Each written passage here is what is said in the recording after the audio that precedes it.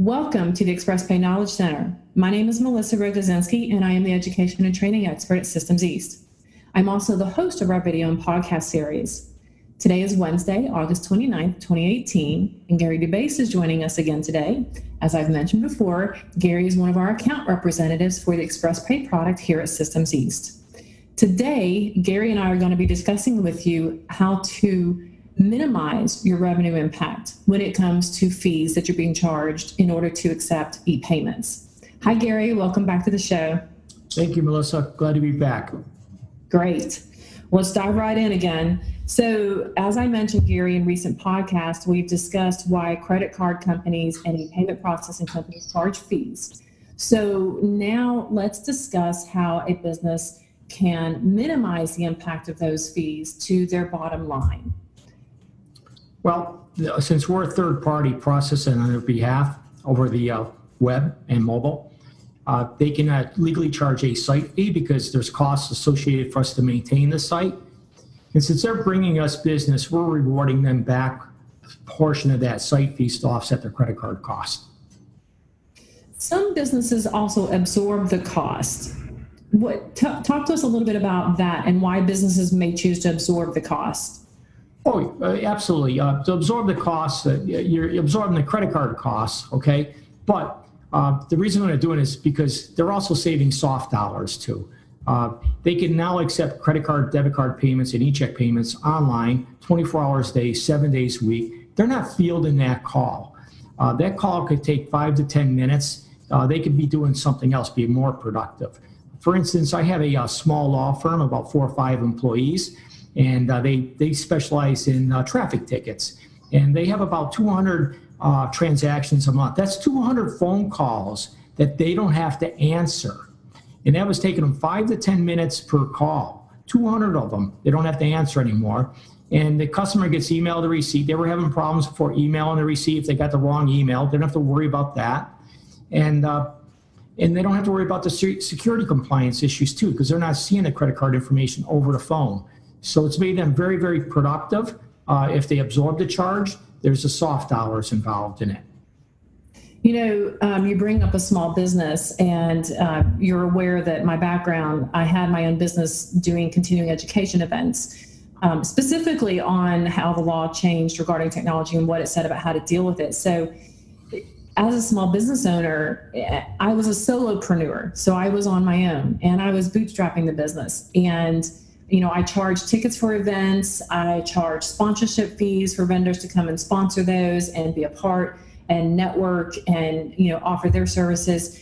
But there's a lot to running a business, especially when you're on your own. And I had electronic payments set up to accept ticket prices.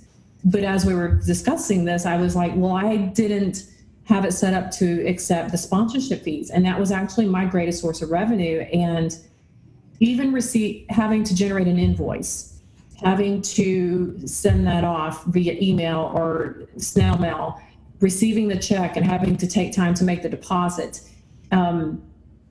It was definitely time consuming. It was necessary, but it was time consuming. And startups, solopreneurs, entrepreneurs, small businesses, the last thing they need to worry about is how they're going to receive payment for their services and goods. There's too many other things to have to balance and manage when you're running a small business or you're on your own. So the value and convenience of receiving e-payments is brilliant, quite frankly. You're absolutely right. You couldn't say it any better. Especially for the small entrepreneur, the last thing you want to do is take information over the phone, to be interrupted, and to input it into the card machine you might have. We're giving you that 21st century technology now, so you don't have to field a call. Plus, your customer has the convenience to be able to pay with their smartphone. We know that's the wave of the future here. And you don't have to buy any hardware. You don't have to support any hardware. You don't have to worry about any of that hardware going obsolete. So it couldn't be any cleaner to you. You're going to be able to save tremendous soft dollars by not having to field a call. And as soon as that payment's made, you have the option of getting emailed a receipt or text notified, so you know it's been paid. You've got total peace of mind. You've got detailed records right down to the second. we're providing an incredible solution. For a small business, this is really an outstanding asset to have for them. You know, another thing that we've talked about in past conversations is the security issue and being PCI compliant, level 1 compliant. But all businesses need that kind of protection to help their consumers be able to work with them, but especially small businesses, entrepreneurs, startups.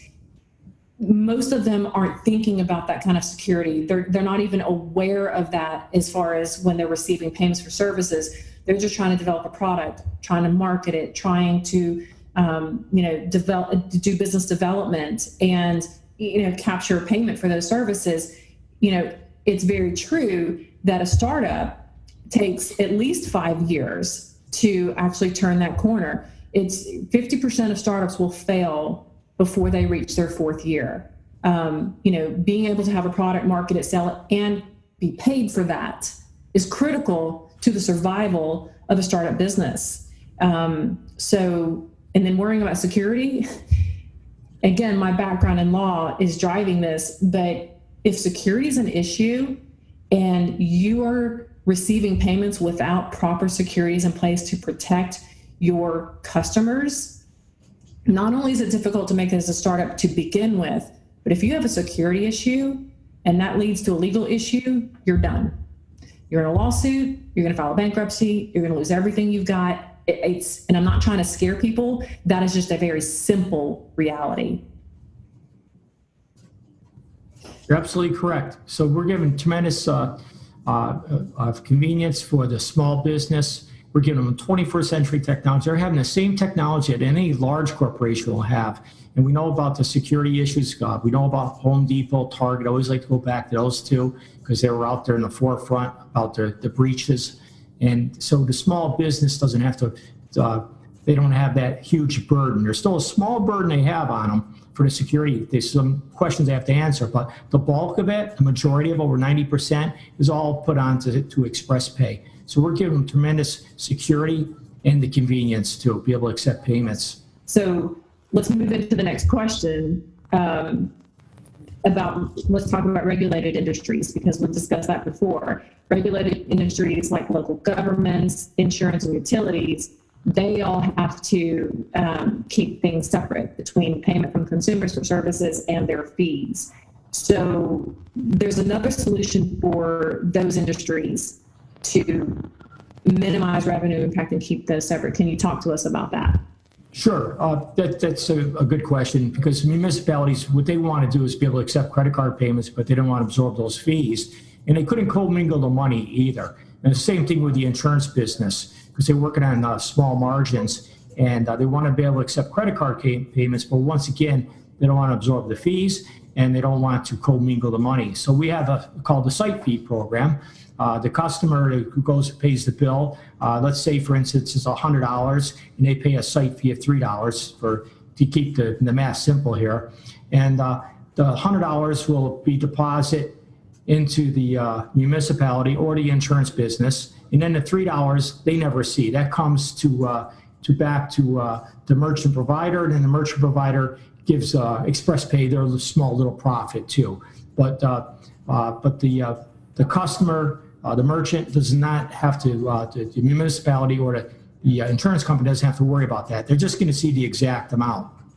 And they don't have to worry about the commingling, and they don't have to worry about the security compliance. Once again, we're taking on that huge burden of the compliance, and they don't have to see once again, with a dual deposit, they just see the exact amount. Customer, if it's, like I said, it's $100, 3% site fee, they're going to pay $103.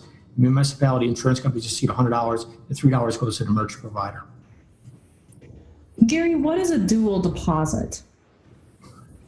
Well, the dual deposit, in other words, as I've mentioned, the site fee, let's say 3%, it's a $100 bill, it's $103 the customer's going to pay, and then it gets divided. That's what the dual deposit means. The $100 will be deposited into the municipality. Let's say for this municipality example, you go to the municipality, and then the $3 goes to the credit card company, and they divide it up from there. So it's deposited in two different accounts, basically. They separate the amount of the payment, the bill, and the site fee. They deposit in two different regions. That's where dual comes from. Okay. So what kind of business or organization would benefit most from a dual deposit arrangement? Well, the insurance business, municipalities, but almost all companies will benefit from it because it makes it very simple on the accounting side. They don't have to report the $3, in the example I used with $103, $3 site fee. They don't have to report that. So it makes it very, very easy for them to reconcile their books. Okay, excellent, excellent. So Gary, do you have anything else that you would like to add to our discussion on the different options to minimize the revenue impact when taking ePayments? We talked about absorption, we talked about site fees, we talked about dual deposits, we talked about regulated industries, small businesses, startups. Anything you want to add to our conversation for our audience on how? Sure, I'd like to just add one thing. Like I always mention, the Xpress-pay product is simple, flexible, and convenient. And it's the flexibility is the strength of the program. We had mentioned about the absorption and then the site fee. There's companies out there today, they're absorbing the credit card fees, and that's fine, and they're using Xpress-pay. But at some point, as people become more accustomed to paying site fees, and we're seeing this all the time.